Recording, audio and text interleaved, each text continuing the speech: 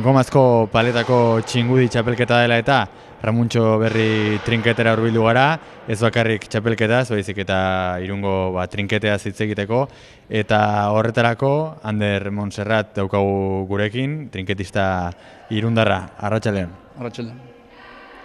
Ramuntxo berri trinketan gaude, esan bezala, duela 6-7 urte estrenatu zenutela, eta zer suposatu du trinkete honek, azpiegitura honek, instalazio honek, Irungo trinketarentzat?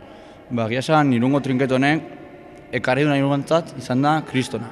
Izan da niretzako behintzat, salto handi bat mailari dagokionez. Leheno trinkete bat genukan, jokatzeko publikoa zena, eta ezen trinkete egoki bat, gu genukan maila jokatzeko.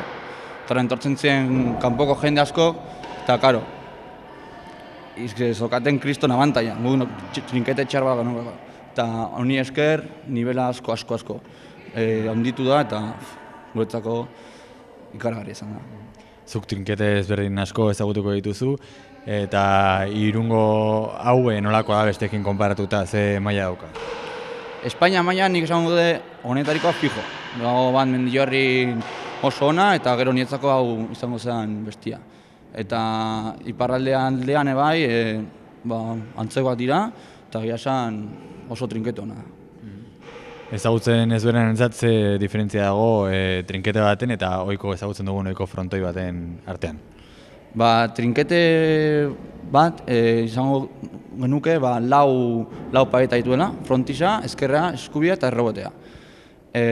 Honek ematen dio jokuari bizitasun gehiago, jokaldi desberdin asko egiteko aukera gehiago, eta beste joku mota bat egiten da frontoian ez bezala. Irunen gaur egun 34 trinkete behintzat badaude, eta hori kopuru handia da, Irunen badago beraz afizioa eta tradizioa trinketean. Irunen beti egon da afizioa, tradizioa, eta eksplikatu gauz bat. Hemengo trinketia da oberena, Irunga, Ramuntxo berri trinketia, eta ia ordu guztiak hartua daude. Hori asko esan nahi du.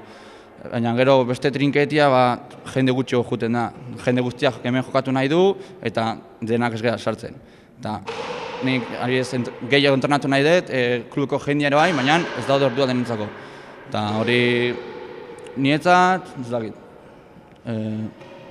kaltegarria da. Eta pentsatuta pixkat nondik datorren afizio hori eta izan daiteke Ipar Euskal Herrian nahiko hurbil dugulako eta han bai daukala indarra trinketeak? Hori, trinketean han iparraldean asko jokatzen da, maila altuagoa da hemengoa baino, eta entrenatzeko eta gure maila igotzeko ala joan barko genuke gure maila igotzeko. Baina, ez ditugu laguntza asko trinketean eta ara juteko oso gaizki daukagu eta hemen gure artean egin behar ditugu gure entrenamenduak. Irunen bi elkarte daude gainera trinketistak dituztenak, bai Ramuntxo zuek eta bai Kurpil. Zuen artean baduzu lehiarik, pikerik? Lehia dago, bai. Ni ustez jende zarragoen artean pike gehiago edo lehia gehiago dagoela, baina oso ondo ematen geha, da pike sano bat, esango nuke, eta gertatzen den giroa bi kluen artean polita da. Gero aipagarria da gainera, Gipuzkoako txapelketetan adibidez, bikote gehienak irundarrak direla, ez? Bai Ramuntxokoak, bai Kurpilekoak. Bai, aurten 8 bikoteak Irungoak izan dira. Eta hori esan nahi du, Irunen maila altua dagoela, oso ona, eta Espainia mailan bai, Ramuntxo eta Kurpil dira altuen daudenak hori Espainia maila. Egia da Irundik hegoaldera Gipuzkoan pilota eta frontoiko modalitateak bai direla ezagunak eta trinketea gelditzen dela hor pixkat bigarren maila batean, ez? Hori da, dago jendea asko jokatzen duna frontoian, adibidez paletan frontoian daude 3 kategori, 3 maila, eta jende asko jokatzen du, baina trinketean adibidez ez da gastatzen, ez? Bi maila daude eta ez dira bikote asko jokatzen. Baina anedota bezala, kontatu Hernaniko bikote bat, beti jokatzen zuna frontoian, etorri ziren behin nahi gabe, apuntatu ziren trinketeko jokamolde honetara, eta harrituak gelditu ziren. lehenengo aldi jokatzen zutela, guk palak utzi beraiek jokatzeko, eta hau, eta geritu ziren hori, harrituak, eta esan zuten, hau zer polita da. Eta jendeak ez daki nolakoen trinketeko jokamoldi hau, eta oso polita da. Bueno, aipatu dugu trinketa nolakoa den, frontoiarekin konparatuta, eta trinkete jokoa berez azalduko duzu nolakoa den, ze diferentzia dagoen eta ze modalitate ezberdin dauden. Bai, trinketa modalitateen aldean, esango dut daudela eskuko modalitatea, larruzko paleta goma, xarea, bai dago, eta hori izango dira trinketean dauden jokamoldeak. Eta trinketean dauzka aukera, lehen esan duen bezala, aukera gehiago frontoia baino, ez daukagu fraile bat, ditzen dena, ez? Pelota bertan emanez gero, gehitzen da aurrian pelota, eta daukazu horrekin jokatzeko aukera gehiago, tantoa bukatzeko orduan, bai defendatzeko orduan adibidez daukagu tejadilloa, eta horrik ematen dio beste saltxa bat trinketeari. Zu gomazko paletan aritzen zara, ezta? Eta zergatik aukeratu zenuen modalitate hori edo zerk erakarri zintuen? Esan, nire familian tradizioa dago trinketian jokatzeko, eta nire aitonan jokatzen zuen bere garaian, nire aitak ere bai. Behin batean nire aitak ekarri zean partidu bat ikustia, eta oso polita. Eta hasi zen nire arreba, eta nire entrenamentu batera jun, eta esan zen entrenatzaileak, zara sartzen mutiko, eta ez ni futbolean nabil, eta sartu nintzen, eta ze polita. Eta ezkeroztik, jotin zen larun bat guztietan, asko gustatzen zaidan, eman zehazten aukera asko, Ramuntxo elkarteak, eta ezkeroztik ja, hemen txegon. Badakigu Txingudun Lainen baditugula baita ere eskubaloi zaleak, eta anekdota bezala aipatuko dugu, zure bikote izan zela urtetan Iñaki Susperregi, ezta? Bai, beharekin hasi nintzen trinketian, eta ezkerrak beraz zegoela niekin, zaretik ez zegoen adin berdinako jenderik ez zegoen. Eta orduan Iñaki esan nion, animatzen zen, eta guazen. Eta zinen hori biak ekarri bikote bezala, txapelketa jokatzen elkarrekin, eta gira esan jokatzen genuna, ia guztia irabazten genuen, eta bila motibatuak ginen, eta hori, baina azkenean Iñaki eskubaloia pixka gehiago eman zuen, eta hori, eta azkenean nivel altuare bai altu zuen eskubaloian, eta azkenean joan zen Bidasoara, eta nik ez nokan bikoterik, eta azkenean gaitu zen nahi, baina Iñakikin bizi izan dakoa ikarreia. Ondo ibiltzen da beraz baita ere trinketean? Ondo ibiltzen da, ibiltzen da.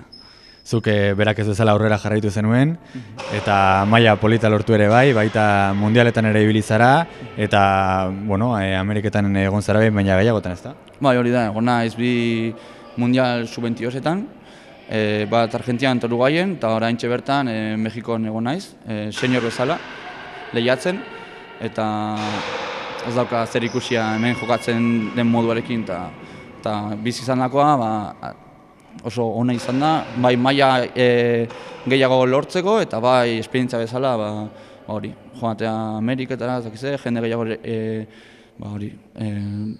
elkar bizitza bat izatea beraiekin, eta hori, eta oso polita. Beraiek jokatzeko modu ezberdina daukate, edo ezberdina da?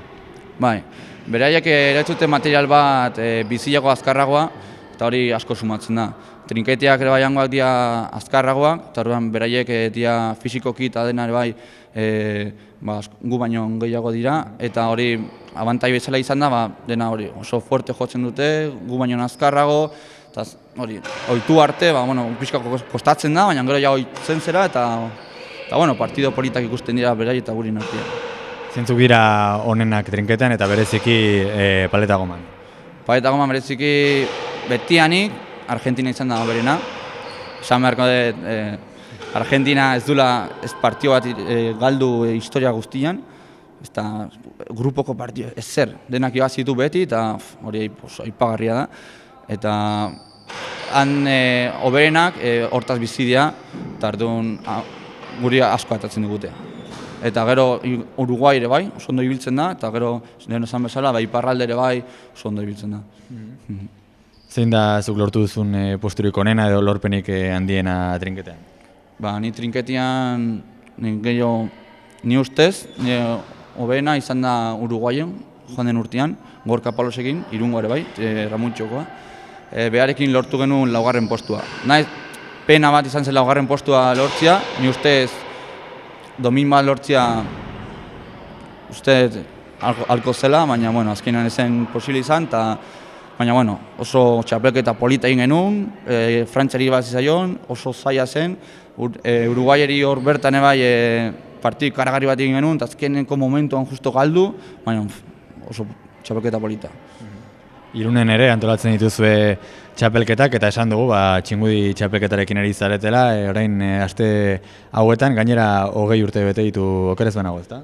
Hori da, bai, 20 urte bete ditu, eta nik ez da nire kluba izategatik eta beraiek antolatzegatik, baina Espainia mailan nire uste ez da txapelketarik garrantzituena. Tortzen dira leku guztietatik, bai iparraldetik, bai Nafarroan eta Bizkaia orain, bai, Gasteiztikan, Arabatik, tortzen dira jende asko jokatzen du eta oso txapelketa polita eta maila oso altukoa. Zure kasuan zer moduz doa edo zer moduz joan da orain arte?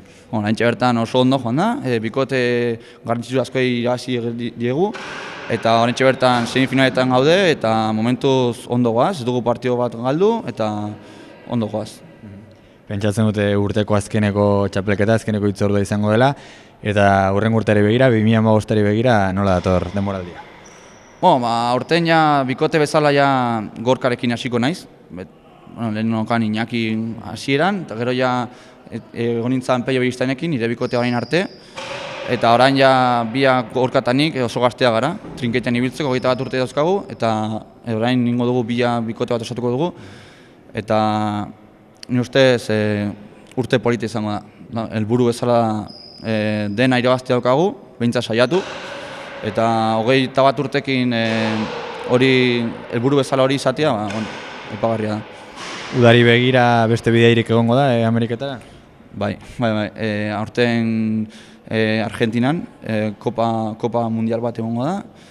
Eta, saiatuko gara bertan egoten, eta helburu bezala, bai, beste helburu bat da, bertan egotea, titular bezala, eta maila polit bat lortzea, bereiei zaila guzteko gauza, ez? Eta ez lortzeko beti bezala, ez dugu ezer egiten, ez dago dominik, arten lortzen dugun zer egitea, edo zer ematen den. Entrenatzen utziko zaitugu, baina joan aurretik galdetu nola entrenatzen duen trinketista batek? Trinketeko jokua da bikoteka, beti bikoteka jokatzen da, baina oso individualista da. Beti bakarka, zuk hobetzeko beti bakarka entrenatu baduzu, bakarka, ordu asko sartu eta errepikapen asko. Zaiztu ateratzen, baina errepikatu eta golpe berdina beti, eta horrela hobetzen da. Baina gero batez ere beti jokatzen dugu 4 pertsona trinketian, eta partido bota, eta ez da metodik onena, baina horregatik gaude borrokan ez, etortzeko bakoitzak, sartzea ordu gehiago, golpe ezberdinak egitea, eta horrela, ni ustez horrela hobetzen da, eta ez beti partido bat jokatzea egiten dugun bezala. Baina hori da daukaguna. Besterik ez, mi esker Ander eta zorte hon txapelketan. Mi esker, eskarko. Vale. Perfecto.